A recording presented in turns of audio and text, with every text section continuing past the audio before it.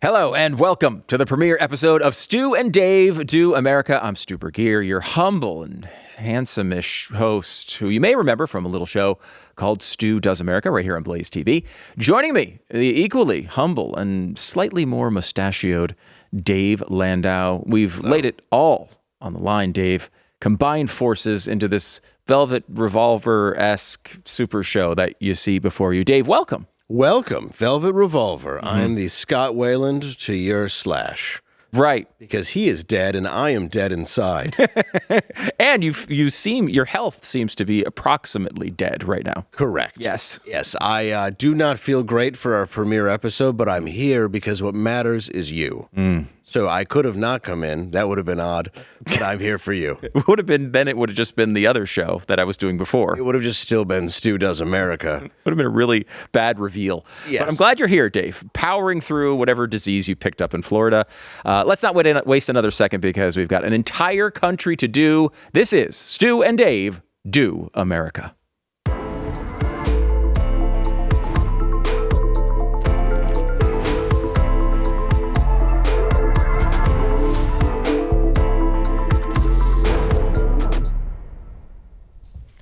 So welcome to it, Stu and Dave Do America. You were on the road this weekend, and you were in Florida. I was. Well, I was in Florida, then I came back to do a show at Hyenas in Dallas. So I was in Florida for about 2 weeks, picked up God knows what from one of those hotels. Yeah. And now I'm living with it. You basically did the Wuhan to America pipeline here from between Florida and Texas and have brought us some new concoction of diseases. That's correct. I got a Wuhan rub down. Yeah. And now I am feeling as if I'm going to die. Right. But that's fine. Is it? Not really. No. I appreciate you powering through it, and I appreciate you getting me sick. Anytime I go to Florida, though, no, I'm not going to cough on you. No? I'm going to try not to. Right. That's Come close. It's your fault. Right. You mess with a cobra, you might get bit. That's what I'm saying. Yeah, this is a little disturbing for the first episode. I would have appreciated you coming in at least 50%, but I do like the fact that you've powered through it. I am at 12%. Let's do it. Yeah, let's do it. It was an interesting weekend, I will say. Did you have a good Easter? Did you do? Yes, I laid in my apartment sweating and Skyping with my son. Aww. It was rad. Very traditional. I'm sorry, Zooming. We don't call it, yeah. Very traditional. Traditional Zoom with your son, Easter, that everyone dreams of as a father. Yes. We hid, my wife hid some eggs. Okay. And he's 11 and didn't care. And I sent him headphones, so he likes me more. Right. There you go. That's the way you manage a relationship, is to try to outdo your spouse, to try to be the better, more liked parent. Correct. The whole thing is you should have a friendship with your child, and you want them to like you more. Right. And then let them have all the disciplinary actions. Yes. So that you're the favorite. And later in life, they'll remember that their mom was very abusive and their dad was very kind. Right. And they're not even abusive. They just punish them like a normal kid. Right. But they don't know the difference because I'm so loosey-goosey with it. You do the same with your kids? You have to be the good guy. I feel like my wife is more of the like day-to-day. She's going to jump in and sort of hit the day-to-day stuff, and I get brought in for the big stuff. Like, I have to come in and be the enforcer from time to time. That's where I get brought in. Like, he knows if I'm mad at him and he really did something wrong. Right. That's the way we have to do it. Well, I mean, considering your history, if you think a child did something wrong, I mean, I've read your book. Yes. It's got to be very dark. It's very hard to gauge. Because I'm like, that doesn't sound wrong at all. Or sometimes I'll say, that's hilarious. Or I'll laugh at the wrong thing that apparently he shouldn't say. Right. And I just think it's funny. Yeah. So I've had to check myself many times. But yeah, in all seriousness, we of course raise him with discipline. We just don't hit. That's not our style. No. Yeah. I feel like that's going a little bit out of style. I think for I think there's good reasons to not hit. I'm the same way. We don't hit our kids. I know parents that do, and it happened to me at times when I was terrible back in the day. But it was never a focus. It was never a big thing.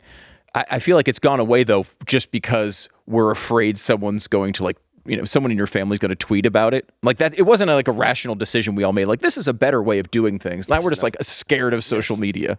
Well, I think, we're afraid that there's so many cameras around, you're going to be caught hitting your kid. I don't know if it's a moral change. Yeah. I remember when my family and I were watching an episode of Full House. And one of the kids got hit, not in the Full House family, but one of Jodie Sweetin's friends. Okay. And they come and they arrest the parents and they send the kid to a foster home because he got punched or slapped once. And I'm just looking around at my parents at this giant elephant in the room. Like, are we allowed to send you away for how often you've hit us? It's a fair question. They were 80s parents. Yeah. They hit us. Our neighbors hit us. Yeah, that's kind of what it was, right? Yeah. Look how great the world's turned out with our leadership. Yeah, clearly. They did a great job with it. And then we solved the problem, I guess, by just giving everybody body cams. Like we went and we made the same decision they make in certain police departments that have been abusive. Yes. Everything gets filmed, so now we're terrified to do anything wrong. Well, look at The Bachelorette. Everybody would have blamed the guy for her meltdown had he not had a body camera. That is true. So constantly, surreptitiously film your spouse. That's the advice we're giving here. And children. Of course. You do need an adult in the room sometime. Yes. And, I think it's sad to think, because, look, there's been a lot of stuff that I think Donald Trump has done that has been great. He's done a lot of great things. You don't think of him as the adult in the room, though, all that often. You think of him as the guy that's kind of just letting it go. No, I feel like the adults in the room are always panicked. Right. Yeah, that's the way it's supposed to be, I thought. Yes. However, it seems like he's had to step in multiple times as the adult in the room. Yes. And say, hey, you're terrible. Pam Bondi's the most recent example of this. Pam Bondi got fired from the administration. She's out. She's going to pursue it's like when you make a bad trade and you're like, player to be named later. This is like a job to be named later. Like his tweet was just like, she's going into something into the private sector that she's going to announce soon. She was a really... Maybe Chipotle. We don't know. Yeah, we have no idea. Well, she was not the best choice. No, I don't think she was. She's basically like if you hired a palm reader and they tell you that you have palms. Right. That was her job. That was it. That's all she had to do. That's all she did. And she, she was fired. A lot of people were there were people calling on the right for her to be gone for a really long time. Oh, a while. Yeah. They wanted her out. She is finally out. I don't know if you'd agree with the Babylon Bee's take on this, which was she wasn't quite hot enough to be terrible at her job. I agree. Right. I think that's true. I think in that cabinet, yes. Yeah. You have to have a certain look to be able to get away with things for long enough. Yes, I think so. Yeah, we learn from others. It's kind of the same thing with Kristi Noem, right? Where she, again, she had... You could have seen Kristi Noem doing this job well. I mean, she wasn't a terrible governor, I don't think. No. But whatever reason, it just didn't work out. And I was thinking about this because if you look back at the Trump saga we've all been part of here for the last 10 years, he's hired a lot of great people. He's done a lot of great things. There have been some that are just really annoying, right? Like you look back you can make a whole list, and I have, of the most annoying former Trump employees. So let me go through this with you. Let's do it. You see if you can come up with the single most annoying former Trump employee. Are we starting on Noem? No, let me start down here at the dishonorable mentions. These are people I think some might kind of go to. Okay. But I don't think these are competitors for the most annoying. So dishonorable mentions. Let me roll through these real quick. Jeff Sessions, remember him from the first term? Probably barely. No. Reince Priebus. You a big Reince? What do you think of the name Reince? I don't like it at all. I don't either. It's a terrible name. It doesn't even... I've never heard it before. You've never heard of the name? I'm sure I did at that time. Right. But then I forgot about it because there's no reason I should remember something like that. Exactly. There's no reason for that. Reince. You remember Rex Tillerson? I do remember because the name Rex. Right. If you name your kid after a dinosaur, he's probably going to grow up to not be great. Right. Okay. So he didn't work out. That didn't work out very well. It's like my friend Stegosaurus Bundy. Yeah. I love Stegosaurus Bundy. He's a real creep. Real dude. John Kelly was his first chief of staff. Now, you could make the argument he was a big factor in that first Trump administration, and Trump hates his guts more than anything else. Yes. He's been telling stories about Trump behind the scenes, all these terrible things he supposedly said. And that's kind of leads me to the second category of people, the backstabbers from Trump's perspective. Oh, yeah. People he brought on and then made a career of being anti-Trump afterward. John Bolton. Oh, John Bolton, big time. John Bolton, to me, John Bolton is like if Commissioner Gordon wanted everybody in the city to be killed, because he looks like Commissioner Gordon. Yeah, I guess. And I also feel that he's a murderer. Oh, really? I don't say that with any proof, but if you look at the guy, You think by his looks he appears to be a he murderer? looks like a killer. Pull up John Bolton. John Bolton does. If he had a middle name, it would be a serial killer type, like be Michael. John Wayne Bolton, Better be Michael. John Michael Bolton. Yeah, John Michael Bolton. 'Cause Yeah, I that's think that's how much I enjoy him. Not a fan. No. Yeah, he is a big fan of the Iran situation. I mean, Of course. he was very, very hawkish on Iran and tried to push that through when it came to the first Trump administration. Trump didn't do it. Now he's there. Trump seems to be on that bandwagon quite a bit. So there's some agreement there. I don't know. It's strange. That whole thing to me, it's like no new wars. And I'm like, it's not, though. It's been around. Yeah, no, It's a war the Middle East seems like a real problem. Really? They're always having wars. This is the sort of don't want to- analysis you're going to get on this program. Yes. The Middle East seems like sort of a problem. Yep. I'm willing to say it. Wow. I don't want to get too much of a hot take here in our first show, Dave, but apparently things in the Middle East not working out all that well. Yeah, they don't seem to like each other. No. All right, more backstabbers. Do you remember Miles Taylor? He was the guy that he called himself anonymous. Yes. And he wrote a big piece, and then he came out with a book that literally nobody read. Yes. So you have him. Stephanie Grisham, she was a press secretary, and then she wrote a book, again, against, I think, it was mostly targeted at poor Melania, who I feel like never says anything, and I don't know how you have a problem with her. I remember Melania having a breakdown on the phone over the fact that people were angry with her about the way she was hanging Christmas lights. Yes. She's had enough. Yeah, she's had enough. Just leave her alone. Leave her alone. Cassidy Hutchinson. I remember that. You remember this? She was the one that came out. She was an insider witness. She went up and said that Trump threw his lunch at the wall. Yes. I don't blame him. It's not. You knew he was pissed if he's going to waste McDonald's. Right. The man loves his extra value meals. Yes, he does. Alyssa Farah Griffin, another backstabber that Trump would say, she's on The View now. She turned this into a View gig. She was in the Trump, but people forget that. She was in the, now she's I do remember that. Now she's on The View, which is the worst show on earth. Yes. It's like they decided to scour the country for the worst people imaginable and then put them together on the same stage. And they did it. They did it. It's been on for like 30 years. Yep. I don't know how it's worked. All right, another category. We're looking for the most annoying former Trump employee. Okay. Problem children. Uh-oh. See, this is what I'm talking about. Sorry. The initial promise of this show, I remind you, was I will not cough on you. I didn't make That was the promise.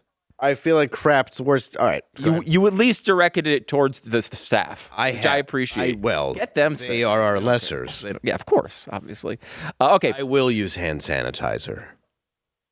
Before you touch us later? Yes, before I rub you later. We all know. I give you a neck massage. All right, we can do this again. Sorry. That's okay. I apologize.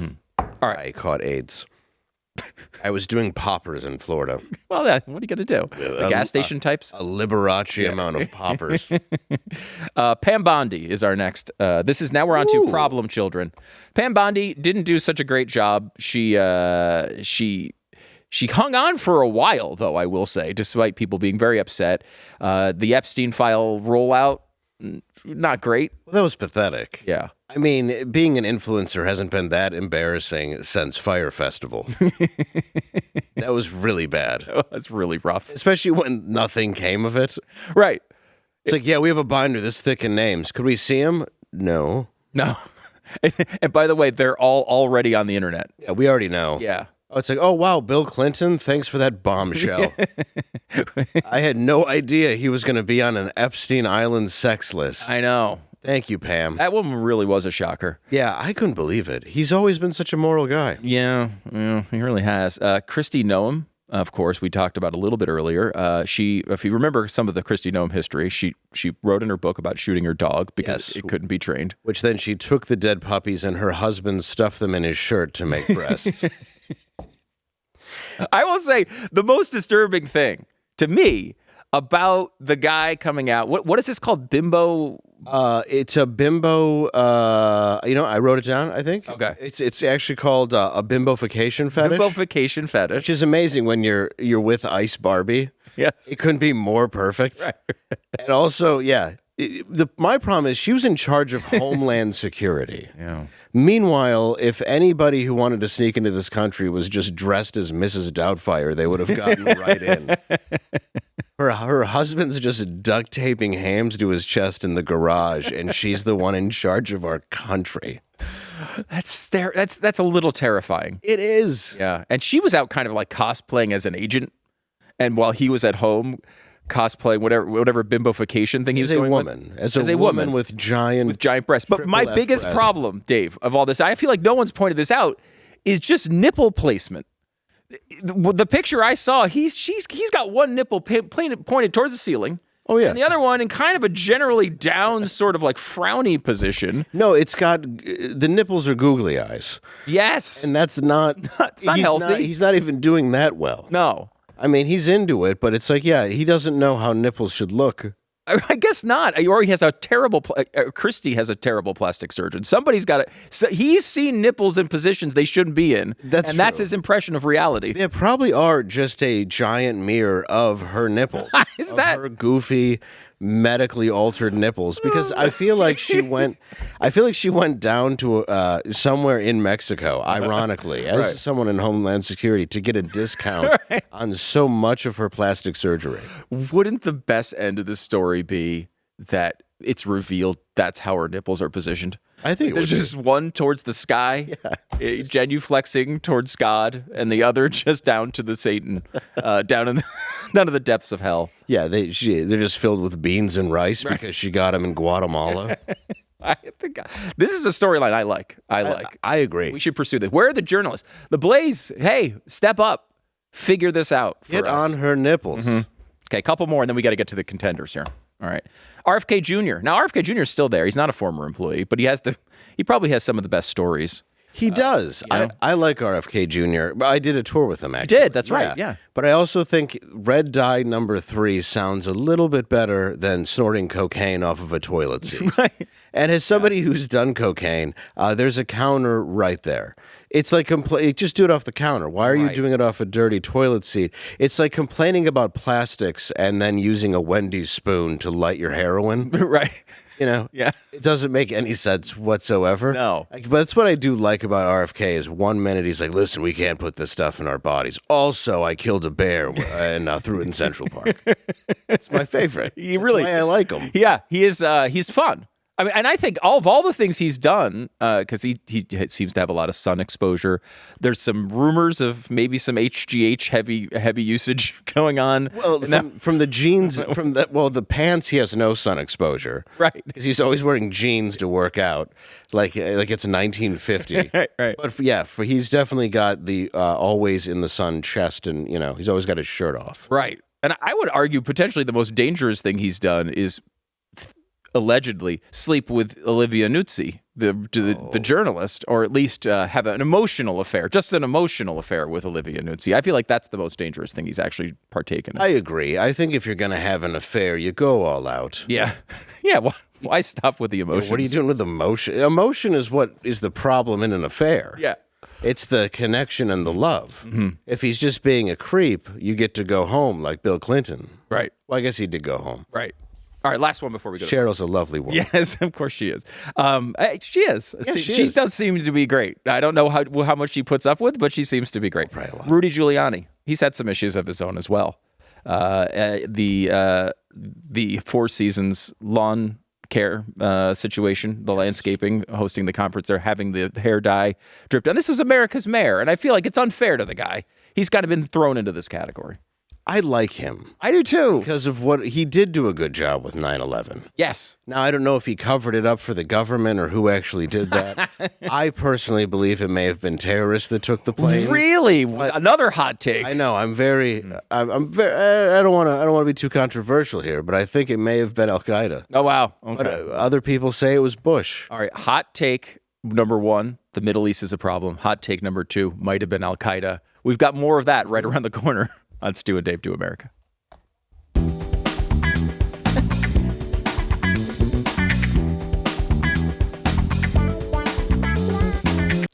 So I've been trying to pay attention to my own health lately a little bit. You know, I'm basically RFK Jr., working out in jeans, doing cocaine off toilet seats. I feel like that's the path to success. I will say, you know, when you kind of take that seriously about you and maybe your family, that naturally goes to your pets as well. Like if you're going to be intentional about your own health, you should probably be putting a little focus on the other members of your family as well. And that's what dogs are. A lot of times we see our dogs with the sort of dog behavior, right? Like the scratching, the itching, the licking paws. A bullet hole in them from Christy Gnome. Right. That's the typical things dogs deal with. Right. And it's hard. I don't know necessarily how to repair that particular ailment. It's not always recoverable. But if you have those basic things that dogs are dealing with, a lot of times it's you know, you think, oh, well, it's just like allergies. How do I deal with this? And you want to give them some sort of medicine or topical thing or whatever. But for dogs, really, those allergy issues can start in the gut. And if you don't give them the right things to eat, these things can really manifest themselves. So that's why Better Wild Allergy is a great way to go. These Better Wild Allergy Relief Soft Chews, my dogs love these things. They basically live off them. They're designed to support your dog's allergy defenses by strengthening digestion and helping restore balance from the inside. They use natural ingredients and something called Ancestral Advantage Wolf Probiotics, which sounds like something you took as a child. I used to sell those at school. I thought so. These are apparently good for the dogs, unlike the things that you ingested. I was like, it's for animals. Maybe it'll do something. It could support gut, immune, and skin health. I've given them to my dog Piper and Ivy over and over again. They love these things, and honestly, they think they're just treats. So I've been scamming them for a while. I've given them to my dog as well. Yeah? They just think they're treats, which is what I like. They get something healthy and they don't know. We like to manipulate them. Yeah, we trick them. That's what we do. We trick dogs. Support your dog's health instead of just reacting when something seems off. Right now, Better Wild is offering our listeners up to 40% off. BetterWild.com/Stu. BetterWild.com/Stu. Get 40% off right now. BetterWild.com/Stu. So the premise of all this, Stu and Dave Do America, by the way, welcome to the premiere episode. The premise of all of this is to find the most annoying Trump former employee, like the one that bothers him the most, the one he's the most irritated with. Yes. And I don't know. We have a contenders category here, last few names. Anthony Fauci. Okay, Anthony Fauci kind of makes Christy Gnome look like Sarah McLachlan. Yeah. Yeah. Yes. Yeah. I mean, he's killed more beagles than I don't know what Imes. Like it's. I do feel like when your job description comes up with like experimenting on puppies, you go back on the internet for a new job. I'm tired of hearing that too, where they go, it's about science. I'm like, he's cutting the vocal cords out of beagles. Stop telling me it's science. It's the most ruthless and evil thing. Also, this is the guy who invented the AZT cocktail. And he was like, listen, AIDS patients, I got good news. I can make you sicker faster. Everything that he's done has caused a problem. He's just made every problem worse. Like COVID, I blame 99% on this man. Yeah. Well, the whole lab leak theory, there is a part of that kind of stretches back to him pretty directly. Because it's him. It's Fauci. He let all of this happen, and then he even admitted he arbitrarily said, well, I made up the 6 feet. Yeah, we know you made up the 6 feet. We've all been alive on this planet. We know that was never a thing. You didn't buy into that? No, oddly enough, I thought it seemed suspicious. As a germaphobe. That's interesting with you, because you do seem like the type of person who would want to keep a distance because you're just generally germophobic. Yes, I do not. My mom was an RN, so I've always been afraid of germs, and she was bipolar, so I was really afraid of them because it would depend on the mood. But we washed our hands a lot. Too much, some would say. Yeah. But everything that he said, it made no sense. So I really hate him because I blame him personally for everything that happened for the pandemic. And all the things that echoed afterward, like our economic problems, the fact that none of our kids can talk to adults by looking them in the eye anymore, the fact that their education was just completely sunk for a year plus. They had to wear diapers on their face. People went out of business. We got used to ordering food and everything else. I mean, I had relatives that would clean off their cigarette cartons with alcohol in the garage. I'm like, is that the problem? Mm-hmm. Is it that they're germy? Mm-hmm. Your carton of Marlboros are a little germy. That's the unhealthy part of those. I will say you could now order alcohol to be delivered. There's been some positives. Be great when I was 17. Right. You were the one delivering it, probably. Yeah, that's true. I would have just robbed the truck. Corey Lewandowski. Now, Corey is kind of still around. I don't know. He was kind of still around. There's all sorts of rumors that he's had an affair with Kristi Noem. And I don't know what kind of nipples he's into. That's a whole different discussion. Be goofball nipples. Yes. Steve Bannon, Trump fired Bannon because he went and wrote a book and said Trump was, unpatriotic and treacherous. I called Don Jr.'s meeting unpatriotic and treacherous. And then he had this weird thing because after he got fired, I mean, the only reason you kind of knew the guy is because he wound up kind of having this close connection with Donald Trump. Mm-hmm. And then Trump kind of lost interest in him, fired him. And then he's like, I have to find somebody else who's powerful. And he found Jeffrey Epstein in 2019 to kind of seemingly try to rehab his public persona and make a wonderful, glowing documentary about him. Yes. By the way, I still haven't seen. I know some of it came out in the Epstein files, I guess. Yes. Well, his name is all over the Epstein files. Yes. Which is the problem is everybody's name is all over the Epstein files. Yeah. But Steve Bannon is the one that was like, hey, I think we can make this work for you. Right. Listen, if we can just convince them of, the trafficking. Look, you brought Stephen Hawking. That's nice. Right. Yeah. You gave him a little adventure. Yeah. I mean, that's the one. I mean, look, you shouldn't go to Epstein Island, but like when Stephen Hawking was there, it's like, what are we going to say about? I don't even know. Just don't go to the Epstein Island. This should be basic. Well, I think he was brought. He was. You don't think he piloted the? I'm not sure if he blew the plane there. But in his defense, that's some serious lung capacity if he could do that the whole time, just like black holes. Yay, black hole! I bet he was so excited. I don't even know if he could feel anything.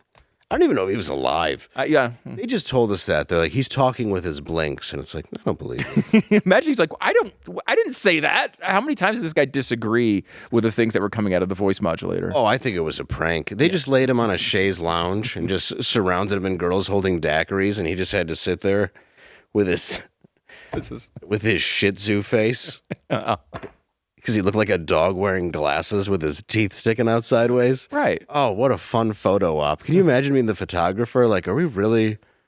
All right. Say cheese, not you. That's a party. That was a party. I bet it was funny, though. I bet everybody had a good time that day. Yeah, I'm sure they did. 3 more for you. And then you give me your ruling. Okay. Michael Cohen. Remember him? He started out, he's like a personal attorney, the fixer for Donald Trump. Yes. He was the guy that really managed that whole Stormy Daniels situation so well. Yes, the one that, he really did a bang-up job. Yeah. Now she's doing stand-up. I'd like to thank him personally. Really? Yeah. Have you done a gig with her? God, no. Okay. I mean, no. I mean, I wouldn't, I don't care. You got to get your money, I guess, however. Mm-hmm. And she's certainly always gotten her money, however. Yes, however, is one way she's done. How about the idea, because some of these I think are just bad luck from Trump. Like he hired someone who kind of turned out to do a worse job than you would expect. Some of them have been just people who are kind of like lost their mind in their personal life and kind of blew up in a scandal. Trump should have known not to hire Omarosa into an administration. Yes, because it was no longer The Apprentice. Right. Yes, is that something he should have been aware of? I feel that, he should have. It's not a casting call at that point. Right. So that was a bad idea all around. Yes. It may have been number one. But a fair I'll give him a fair slip, though. Yeah. Because you go from the reality show right to the Oval Office. Yeah, early on, you could see some mistakes being made. There's going to be some crossover that we don't care for. Okay, this one might be my leader here. And you've totally forgotten about him. Anthony Scaramucci, the Mooch. Oh, I remember the Mooch. 11 days in office. He blew up his entire career almost immediately. Now people, like when you go to the gym, like I'm going to go to the gym 3 times a week and it lasts like 6 weeks, you can classify that as like 4 Scaramuccis. Like it's like an actual time period now where you can measure how your failures have gone. That one was a catastrophe. Scaramucci may have been, I'm going to say number 2. Number 2. Yeah. All right. Who do we have? The number 1. Fauci. Got to be Fauci. I mean, for impact wise, Fauci's a fair one. Fauci has It's been 6 years of a destroyed world because of Fauci. Well, yeah, that's true. And I don't even know if I blame that on Trump as much as other people pushing him into that spot.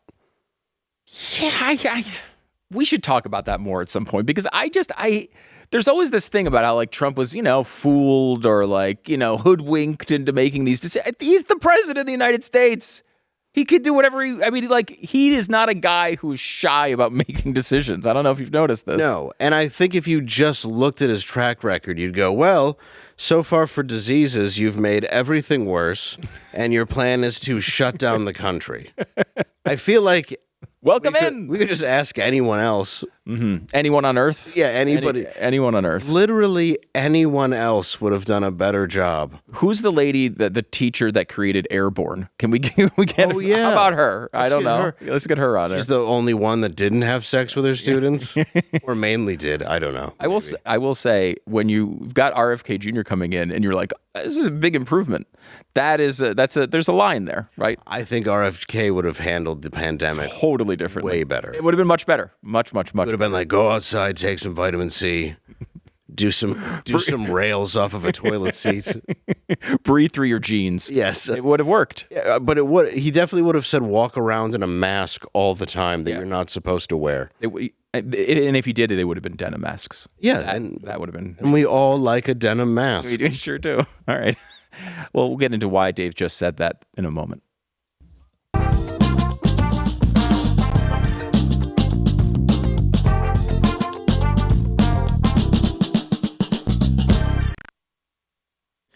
So, a guy from Modesto, 28 years old, Christian Solario is his name.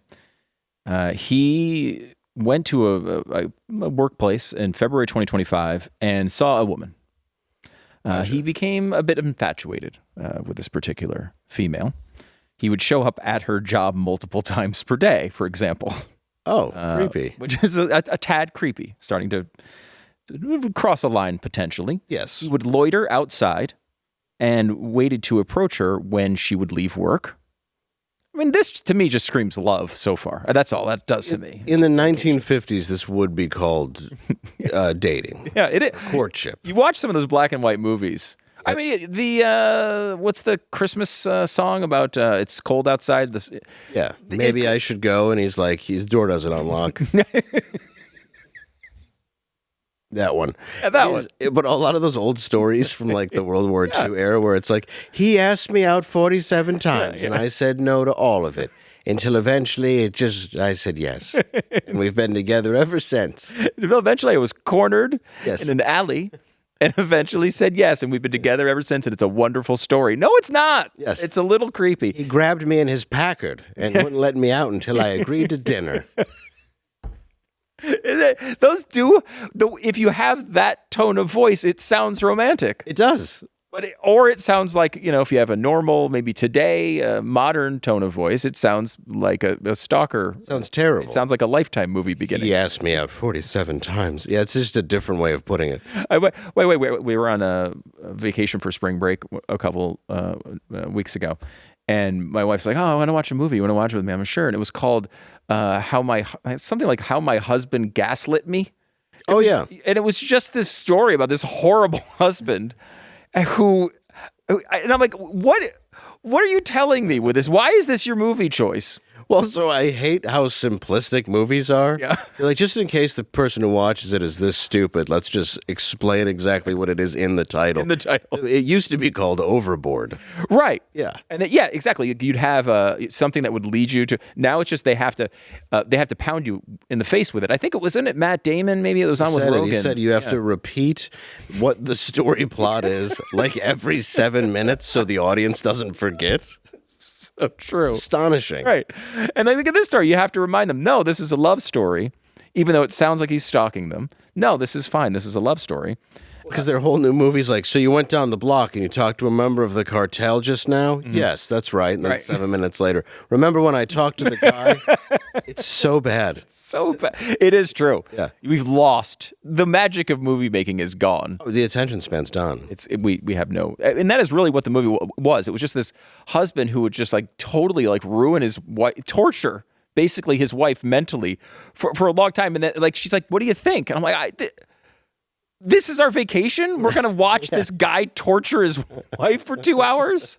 That's what you wanted to do. Yeah. Hopefully she's fantasizing about it because it's something that she doesn't have to deal with on a day-to-day basis. But I don't know. I mean, Yeah, she's not just trying to tell you something. I know. I thought maybe this was her way of trying to pass this along. Concerned. Very concerned. Okay, so this guy, though, totally different situation. He's a good guy. Sure. He asked the woman out multiple times, sent her a letter, and said he wanted to take her to Mexico, which, again, the wrong tone of voice sounds bad. Sounds very kidnappy. Yeah, sounds a tad kidnapping. Yeah, I want to take you to a different country. Okay. Illegal things. Or the things we can, the things we can't do here, you can do. He harassed the woman for several weeks, learned where she lived, and then went to her house. Her father, who was there, leaves the house. He sees this as a little bit of an opportunity. So he breaks into the home as she is there and sleeping, I guess. And what does he do to her? What? He decides he's going to suck her toes.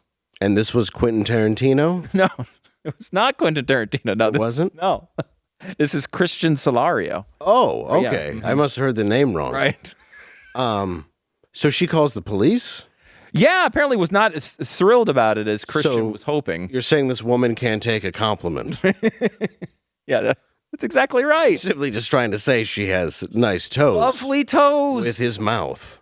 Yeah. How else are you going to say something? You have to use your mouth. Well, at this point, he used it in a different way. She keeps turning it down when he uses words. Now he's going to show instead of tell. I don't see a problem with that. Right. I mean, he was trying to communicate how wonderful this would be. Yeah. She was resistant to this experience. Yeah, it would be weird to wake up with somebody sucking your toes. That wasn't your uncle. Right. That's more normal. They cut that chapter from your book, right? Yeah, they did. Thankfully, they said they wouldn't use it. Yeah, it didn't seem like it was as whimsical as the rest of it. Yeah. They said it didn't. It said it lacked charm. Oh yeah, a little bit. Yes. Minor bit of charm. I don't know that. Look, I mean, we're past Valentine's Day. Perhaps he should have timed it better. But generally speaking, what a lovely act. At least he didn't do anything worse. Did he get sentenced? What happened? He asked 6 years in prison. Probably would have preferred 10 or 5. Do you think he'll serve the full leg of the sentence, or he'll get let out early and they'll let him go wee all the way home? These are toe-sucking jokes. Yes. You have a plethora of them. It's as if you've been planning your whole life for this moment. I've always wanted to use these toe-sucking jokes. I think, you should probably put away for longer. I don't imagine it's going to get better in prison. Right. That fetish is going to get a little worse. Yeah, because I feel like, they always say there's certain types of criminals that have bad times in prison. Oh, yeah. This guy might have a good time in prison. Yeah, I don't think anybody's going to be like, hey, we got to stab the toe sucker in the shower. They're like, we should probably let him suck our toes. Right. I mean, he's going to be put to good use. Well, I don't want to know what the oral equivalent of athlete's foot is, but he's going to have it. Oh, he's going to have it in his mouth. Yeah. Oh, he's certainly going to have it. Those prison showers are not clean. No, definitely not. Okay. Let's. I mean, unless you have more toe sucking you wanted to get to. I think I've covered it all. I think you have. I could be wrong. I think you have. Let's take a break. Back with more Stu and Dave Do America in a moment.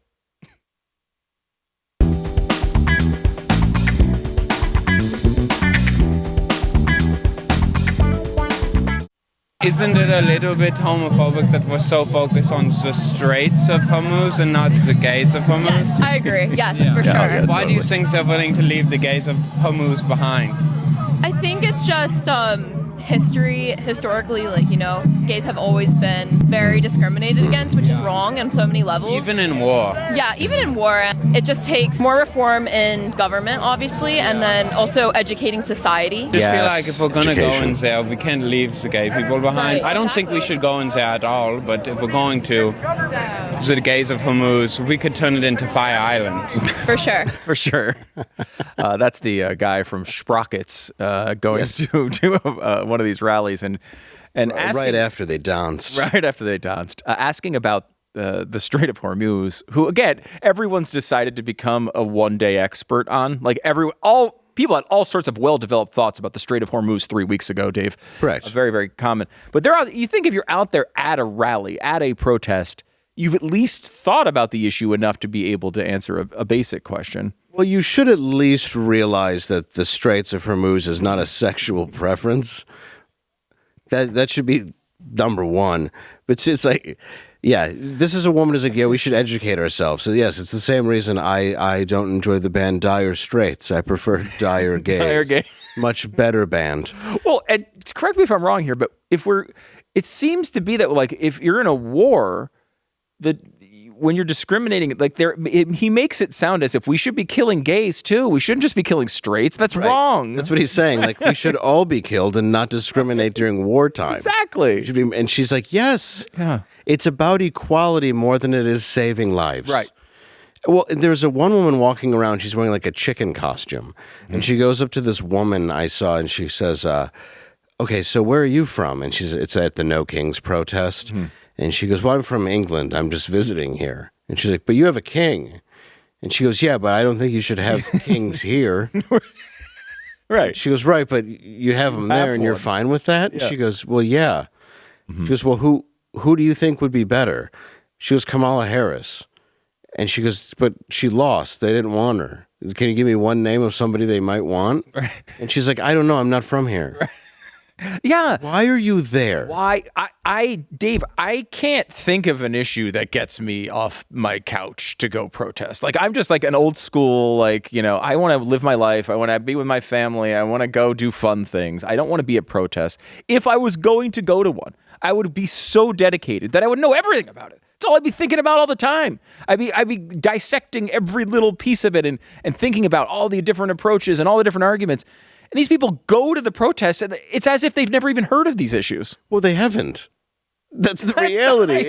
If I'm going to a protest, it's probably going to be like, let's say I was part of a union or something was actually affecting me, Sure. or as opposed to saying, let's have a No Kings protest, and you go, well, good news, there aren't any. We won. Yeah, we did you it. don't even have to show up, and you get what you want.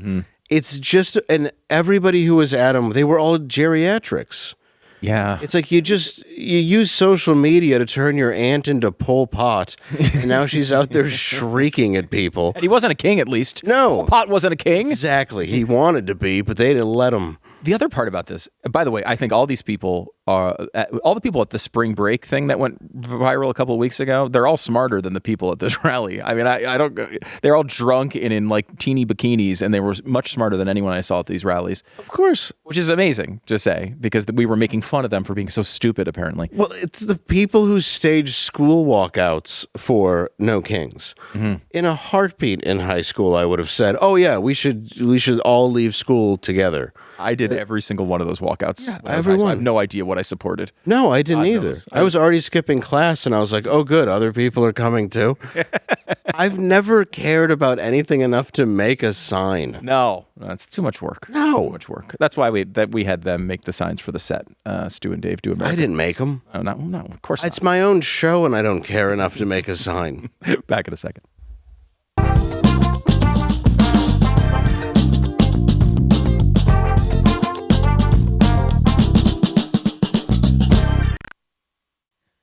Thank you for tuning in to the premiere episode of Stu and Dave Do America. We got to a very small slice of what we had prepped for today, but we'll figure this out. It's good. Like as we go. Yeah. It's a good start, fun start. By the way, if you want to get involved in the show, one of the best ways you can do that is becoming a member of BlazeTV. If you go to blazetv.com, use the code Stu and Dave 45. There's an ongoing chat during the show that you could be part of. We'll feature your comments. We'll respond to you. We'll harass you, and Dave will come suck your toes in a city near you. That's right. You're going to actually be out on the road. Yes, I will. April 10th, you can see me at the Comedy Attic in Columbus, Ohio. April 11th, the Roxy in Rochester, Michigan, which is almost sold out. And April 17, 18, the Comedy Club in Lawrence, Kansas. So if you want to get whatever virus Dave has, these are the cities to go to. He'll be spreading them there very, very soon. Word.